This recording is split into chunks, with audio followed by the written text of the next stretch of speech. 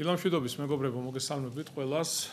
ვიდრე დავიწყებთ დღის წესრიგით გათვალისწინებული საკითხების განხილვას, გადაწყვეტილებების მიღებას, მინდა რამდენიმე თემას შევეხო, ინფორმაცია მივაწოდოთ დედაქალაქის მოსახლეობას, თუ რა კეთდება თბილისში, რა პროექტებს ვახორციელებთ. დავიწყებთ გლდანის რაიონით, გლდანის რაიონში გამგეობა მუხიანის აგარაკებზე საგზაო ინფრასტრუქტურის მოწესრიგებას აქტიურად ახორციელებს. ჩვენ კარგად გვახსოვს, თუ რამდენად ძიმე მდგომარეობა იყო აღნიშნულ ტერიტორიაზე, არანაირი კომუნიკაციები, შესაბამისად საზოგადოებრივი ტრანსპორტი ვერ გადაადგილდებოდა, იმიტომ რომ არ არსებობდა საგზაო ინფრასტრუქტურა, იყო მხოლოდ და მხოლოდ გრუნტის გზა. წვიმიან ამინდებში ფაქტიურად ფეხით გადაადგილებაც კი უდიდეს პრობლემას არ მოადგენდა. რამდენიმე წლის წინ დავიწყეთ მთლიანად აღნიშნული სივრცის მოწესრიგება, კომუნიკაციების გაყვანა, საგზაო ინფრასტრუქტურის შექმნა იმ კონკრეტულ ქუჩებზე და არეალებში, სადაც პროექტი არის განხორციელებული, უკვე საზოგადოებრივი ტრანსპორტიც მოძრაობს, ინფრასტრუქტურაც მოწესრიგებულია. თუმცა ჩვენ ვაგრძელებთ მუშაობას აღნიშნული მიმართულებით. ამ სამუშაოების პროცესის დროს წარმოიქმნა ერთი პრობლემა, ფერდებიდან წამოსული წყლის ნაკადები ადგილობრივ მოსახლეობას უდიდეს პრობლემას უქმნიდა.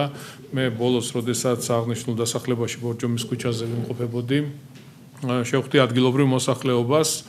ჩვენ ვისაუბრეთ პროექტთან დაკავშირებით, იმ პრობლემასთან დაკავშირებით, რაც აწუხებდა იქ მცხოვრებ ადამიანებს და დავპირდი, რომ მოეწყობოდა სანიაღვრე კოლექტორი, ცენტრალური სანიაღვრე კოლექტორი, რაც არსებულ პრობლემას მოაწესრიგებდა და წვიმის შემთხვევაში და უხვინალექის შემთხვევაში იქ მცხოვრებ ადამიანებს არანაირი პრობლემა არ ექნებათ. ადგილობრივმა გამგეობამ პროექტის განხორციელება დაიწყო და ნეკრესის, სვანეთის, ერთობისა და ბორჯომის ქუჩის გარკვეული მონაკვეთის გასწვრივ სანიაღვრე კოლექტორს აწყობს. სამუშაოები დაახლოებით 2400 გრძივ მეტრზე განხორციელდება.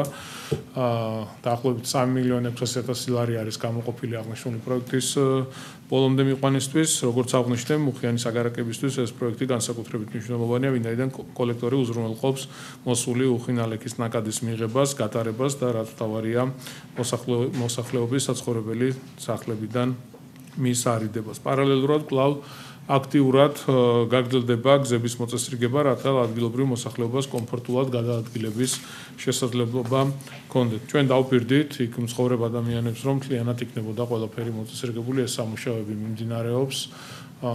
ეტაპობრივად ხდება, ძალიან ბევრი ქუჩაა, ჩიხია, თუმცა კიდევ ასე ვპირდებით, რომ არ დავტოვებთ არც ერთ მოუწესრიგებელ ქუჩას თუ ჩიხს, ყველგან შევალთ და ყველგან ჩატარდება შესაბამისი სამუშაოები. ქალაქის მასშტაბით აქტიურად ხორციელდება რეკრეაციული პროექტებით. ამჯერად მინდა მოგაწოდოთ ინფორმაცია ვაჟა-ფშაველას მეხუთე კვარტლის პირველ და მეორე კორპუსების მიმდებარედ არსებული სივრცის სრული რეაბილიტაცია განხორციელდა. საუბარი არის 9 ჰექტარ ტერიტორიაზე, სადაც 2 სკვერი და კომბინირებული სპორტული მოედანი იქნა განთავსებული.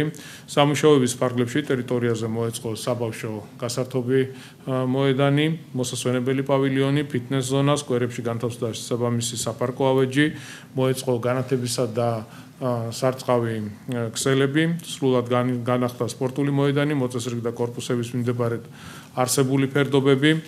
პროექტის დასმით ეტაპზე სივრცეები გამწვანდა, დაიგო ახალი ხელმცენარეები, ერთი სიტყვით ძალიან ლამაზი მოწესრიგებული არეალი გამოვიდა, სადაც პირველ რიგში იქ მცხოვრებ ადამიანებს, რა თქმა უნდა, ეკნებათ იმის შესაძლებლობა, რომ ნორმალურ გარემოში დაისვენონ, განიტვირთონ, ივარჯიშონ და ასე შემდეგ. მე ბევრჯერ მithქვამს, რომ ჩვენ განსაკუთრებულ ყურადღებას ვაქცევთ მწვანე სივრცეების არსებობას ქალაქში, ახალი პარკების მშენებლობას, სკვერების თუ ბაღების განახლება რეაბილიტაციას.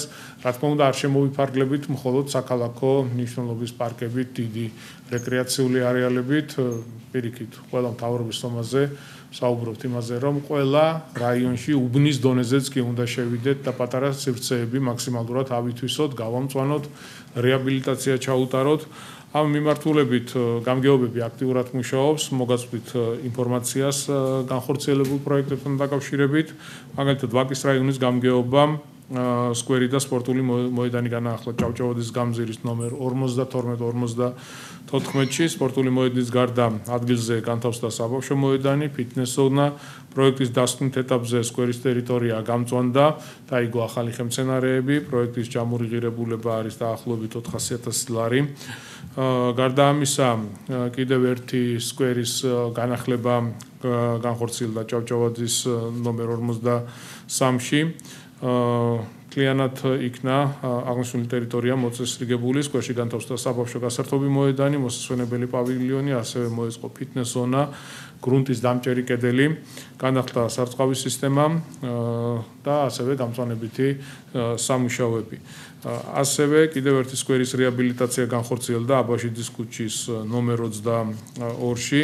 სამუშაოებისას მოეწყო ბავშვთა შესაბამისი ზონა, სადაც ატრაქციონები იქნა განთავსებული, დამონტაჟდა ყველა შესაბამისი საპარკო ავეჯი, მოეწყო განათებისა და სარწყავი ქსელები. პროექტის დასკვნით ეტაპზე, რა თქმა უნდა, ჩატარდება და ჩატარდა შესაბამისი გამწვანებითი სამუშაოები. ასევე ნაძალადევის რაიონში სრულდება კიდევ ერთი კარგი პროექტი, ცოტნე დადიანის ქუჩის ნომერ 34-თან. არსებული სივრცის მოწესრიგება ხდება, ლამაზი დასასვენებელი სკვერი მოეწყობა.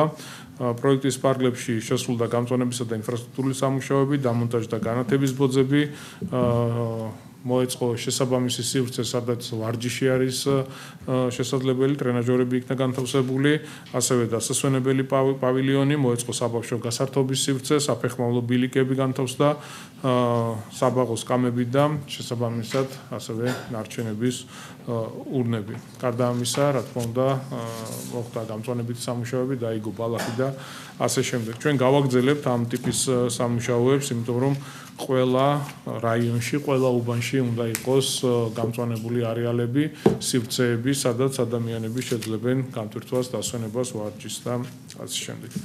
ინფრასტრუქტურულ პროექტთან დაკავშირებით მინდათ მოგაწოდოთ ასევე ინფორმაცია. საბურთალოს რაიონის გამგეობა აქტიურად მუშაობს, ამჯერად საქმე ეხება დიდიღომში ფატიმანის ქუჩას. იყო ძალიან მძიმე მდგომარეობა, არანაირი მიწისქვეშა კომუნიკაციები. დღეს პროექტის ფარგლებში რაც გაკეთდა პირველი ეს არის კომუნიკაციების ქსელი, რომელიც განთავსდა მიწის ქვემოთ ყველა შესაბამისი ინფრასტრუქტურა. პროექტის ფარგლებში 8128 კვადრატულ მეტრ ფართობზე იგება ასფალტის საფარი. როგორც გითხარით, უკვე მოეწყო წყლისა და წყალარინების ქსელები. ფატიმანის ქუჩაზე არსებული გრუნტიანი გზის ნაცვლად მოქალაქეები შეძლებენ უკვე ისარგებლონ მოასფალტებული ყველანაირად მოწესრიგებული ინფრასტრუქტურით. ძალიან ჭირდა აქაც გადაადგილება, იყო გრუნტის გზა, წვიმიან ამინდებში უბრალოდ უდიდეს პრობლემას წარმოადგენდა აღნიშნული სივრცის გამოყენება.